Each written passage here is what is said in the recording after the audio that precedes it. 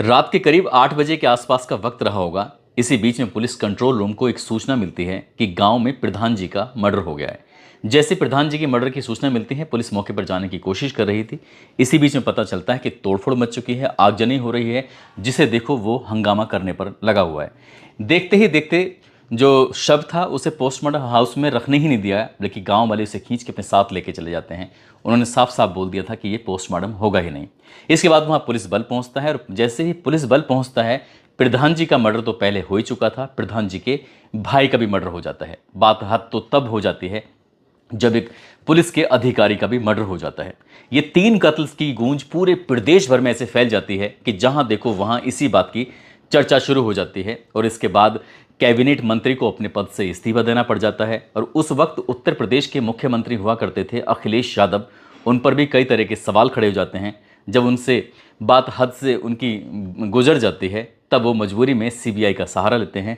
CBI इस मामले की जांच पड़ताल करती है और कद्दावर नेता के पीछे लगभग 10 साल तक सीबीआई लगी रहती है।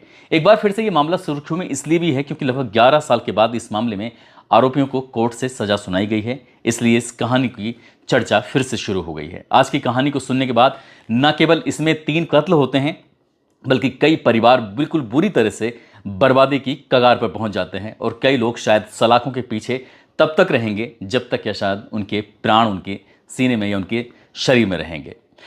आदाब, नमस्कार, सत श्री अकाल। मैं उस्मान सैफी। आज की जो सच्ची घटना मैं आपको सुनाने जा रहा हूं, ये सच्ची घटना है उत्तर प्रदेश का एक जिला है प्रतापगढ़, और प्रतापगढ़ जिले का एक थाना लगता है हथीगवा, और यहीं का एक गांव है बलीपुर। दरअसल 2 मार्च 2013 की शाम को गांव के प्रधान नन्हे यादव, इनको सूचना मिली थी कि कामतापाल के घर पहुंचना है। एक जमीन के टुकड़े को लेकर विवाद चल रहा था और इनको जिम्मेदारी मिली थी प्रधान जी नन्हे यादव को कि तुम्हें उस मसले को सुलझाना है। वहां ये बातचीत ही कर रहे थे नन्हे प्रधान। इसी बीच में कुछ बदमाश आते हैं और बदमाशों ने आने के बाद एक के बाद एक कई गोलियां चलाईं और नन्हे प्रधान की गोली मारकर हत्या कर दी। जैसे ही हत्या की सूचना अब पुलिस तक पहुंच जाती है, रात के लगभग 8 बजे के आसपास पुलिस कंट्रोल रूम को सूचना दी गई थी कि प्रधान जी की हत्या कर दी गई है। जो यहाँ के नज़दीकी पुलिस स्टेशन के अधिकारी होते हैं, वो कुंडा कोतवाल सर्वेश मिश्रा अपनी टीम के साथ जैसे ही गाँव के अंदर प्रवेश कर रहे थे, लेकिन गांव वालों ने उन्हें गांव के अंदर घुसने ही नहीं दिया। पुलिस को खदेड़ दिया और जो लाश थी उस लाश को अपने घर पर ले जाते हैं, लेकिन किसी को देते ही नहीं है। आगजनी हो जाती है, बवाल हो जाता है, तोड़फोड़ शुरू हो जाती है, हंगामा बेकट होता चला जा रहा था। कोतवाल की हिम्मत नहीं थी कि गांव की दहलीज के अंदर कदम रख सके, इसलिए वो उच्च अधिकारियों को सूचना देते हैं। कहते हैं कि साहब यहाँ पर बवाल बहुत ज़्यादा बढ़ गया है, इसलिए आपको आना ही पड़ेगा। जैसे ही सर्किल ऑफिसर जियाउल हक और उनके गनर इमरान, साथ ही सब इंस्पेक्टर विनय कुमार और कोतवाल सर्वेश मिश्रा, ये फोर्स के साथ जब गांव में एंट्री कर रहे थे, तो यहाँ तब जब ये आते हैं तब ये हिंसा और ज़्यादा बढ़ जाती है। हिंसा और ज़्यादा बढ़ गई थी। पुलिस वालों पर गांव वाले पथराव करना शुरू कर देते हैं और पुलिस वालों को जो भी उनके हाथ में आ रहा था उनको मारना शुरू कर देते हैं। देखते ही देखते फायरिंग शुरू हो जाती है। जैसे फायरिंग शुरू हो रही थी, गांव में अफरा तफरी का माहौल हो जाता है, भगदड़ मचने लगती है। और इसी बीच में एक गोली आकर जो प्रधान नन्हे यादव होते हैं, उनके ही एक छोटे भाई होते हैं सुरेश यादव, उनको गोली लग जाती है। और जैसे इनको गोली लगती है वो भी ज़मीन पर गिर जाते हैं और उनकी भी मौत हो जाती है। अब तक जो मामला था अब जस्ट डबल हो जाता है। दुगनी रफ्तार से लोग अपने गुस्से को जाहिर करने लगते हैं, तोड़फोड़ शुरू हो जाती है, हंगामा खड़ा हो जाता है। अब पुलिस वालों ने मौका देखते यहाँ से अपनी जान बचाने की कोशिश करना शुरू कर दिया। जो भी पुलिस वाले थे वो खेतों की तरफ भागने लगते हैं। अब बस उन्हें पड़ी थी कि किसी तरकीब से उनकी जान बच जाए। लेकिन जो सर्किल ऑफिसर होते हैं, सीओ, यानी कि जिनका नाम जियाउल हक होता है, डीएसपी साहब, पकड़े जाते हैं और उन्हें गांव वाले पकड़ कर इतना मारते हैं, जब तक क्या उनके तसल्ली नहीं हो जाती तब तक उन्हें मारते रहते हैं, पीटते रहते हैं। जब बिल्कुल पूरी तरह से अधमरे हो जाते हैं, जियाउल हक, वो किसी भी विरोध करने की स्थिति में थे ही नहीं, ज़मीन पर पड़े हुए थे। इसी बीच में एक गोली चलती है और गोली जाकर लग जाती है जियाउल हक को। अब जियाउल हक की भी मौके पर ही मौत हो जाती है। रात के लगभग 11 बजे के आसपास का वक्त था। 8 बजे से ये कहानी शुरू होती है। रात के 11 बजे तक ऐसे ही तांडव मचता रहता है।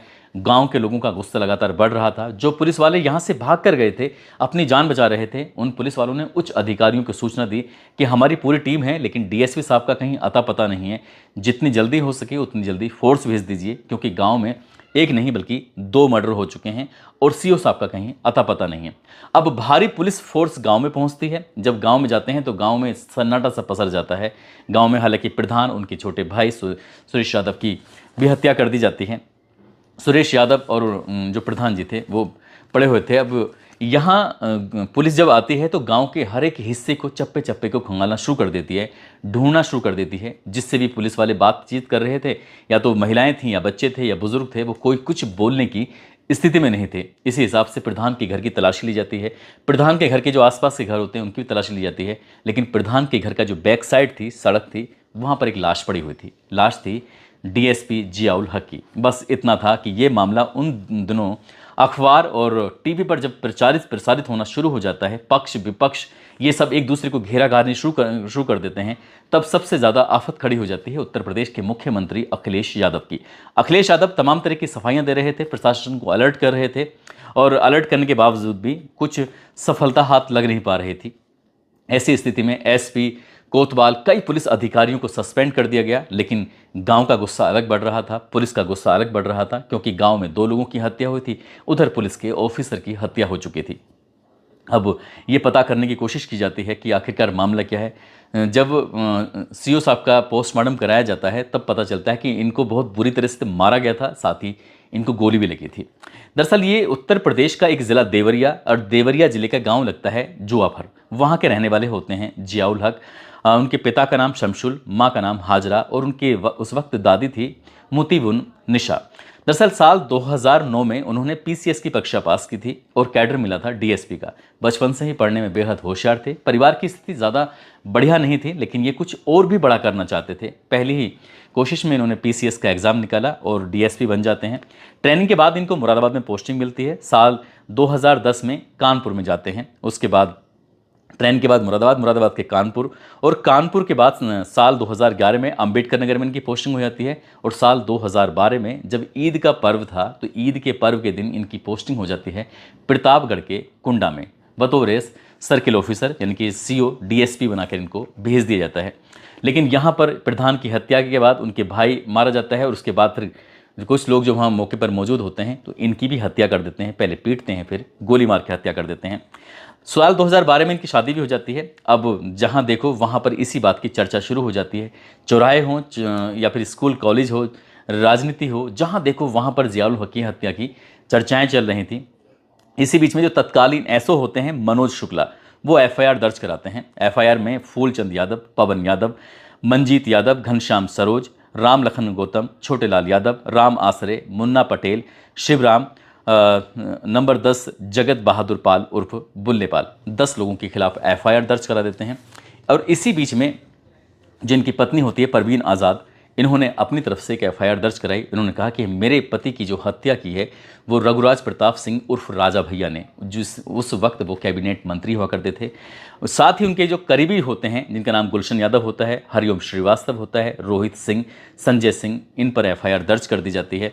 राजा भैया पर इतना दबाव बढ़ता है कि वो अपने पद से इन्हें इस्तीफा देना पड़ जाता है। यही ना केवल राजा भैया पर दबाव पड़ता है, बल्कि उत्तर प्रदेश के मुख्यमंत्री अखिलेश यादव पर भी दबाव पड़ जाता है। अब जब लगातार अखबारबाजी हो रही थी, तब वो केंद्र सरकार से अपील करते हैं कि इस मामले की जांच सीबीआई से कराई जाए, और ताकि इसमें न्याय हो सके, ताकि दूध का दूध पानी का पानी हो सके, ताकि किसी पर किसी तरह का कोई आरोप न लग सके।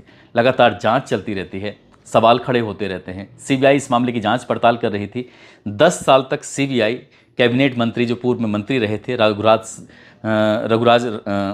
प्रताप सिंह उर्फ राजा भैया, इनके पीछे सीबीआई रहती है। 10 साल के बाद इनकी टीम को क्लीन चिट मिल जाती है, जिसमें राजा भैया, गुलशन यादव, हरिओम श्रीवास्तव, रोहित सिंह, संजय सिंह, इन पर जो एफआईआर हुई थी, जो सीओ की पत्नी परवीन आज़ाद की तरफ से एफआईआर कराई गई थी, इनको तो क्लीन चिट मिल जाती है। लेकिन मामला अदालत में चलता रहता है, और सीबीआई की अदालत ने लगभग 11 साल के बाद 10 लोगों को उम्र कैद की सज़ा सुनाई, जिसमें नंबर 1 फूलचंद यादव, पवन यादव, मंजीत यादव, घनश्याम सरोज, राम लखन गौतम, छोटे लाल यादव, राम आसरे, मुन्ना पटेल, शिवराम पासी, जगत बहादुर पाल उर्फ बुल्ले पाल, इनके खिलाफ जो मामला चार्जशीट लगाई गई थी, उसके बाद सबूत और गवाहों के बयान को मद्देनज़र रखते हुए सीबीआई की अदालत ने इनको उम्र कैद की सज़ा सुनाई। और जैसे ही 9 अक्टूबर 2024 को ये मामला अखबारों में आता है, सोशल मीडिया पर आता है, और जब एक बार से फिर से जियाउल हक यानी कि डीएसपी साहब की हत्या की जो कहानी थी वो लोगों तक पहुंचना शुरू हो जाती है, लोग ये जानने की कोशिश में जुट जाते हैं कि आखिरकार इसमें मामला हुआ क्या था।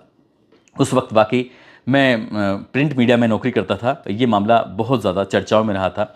अब जिस घर के 10 लोगों को सज़ा दी गई है, उन लोगों का ये भी कहना है कि हमारे ही तो परिवार के मारे गए, यानी कि नन्हे प्रधान और उनके भाई सुरेश यादव की हत्या हो जाती है। उन्हीं के परिवार के लोगों के खिलाफ एफआईआर दर्ज होती है। जब ये मामला आता है, एक तरफ तो जियाउल हक के परिवार के लोगों ने स्वागत किया, उन्होंने कहा कि जो उम्र कैद हुई है ये फांसी की सज़ा होती तो शायद ज़्यादा बेहतर होता, इसलिए शायद उच्च अदालत में ये अपील करेंगे। उधर जिन लोगों को सज़ा हुई है उनके परिवार के लोगों का ये कहना है कि हमारे ही मरे और हमको ही सज़ा दी गई थी। हालांकि अदालत सबूतों के आधार पर चलती है, अदालत को जो सबूत मिले होंगे उसी हिसाब से इसमें कार्रवाई हुई है। लेकिन इसमें कई जिंदगियां तो बर्बाद हुई, ख़त्म हुई, लेकिन कई परिवार पूरी तरह से बर्बादी की कगार पर पहुंच गए हैं। जब तक आखिरी सांस रहेगी, शायद जब तक ये 10 के 10 लोग सलाखों के पीछे अपनी ज़िंदगी गुजारेंगे।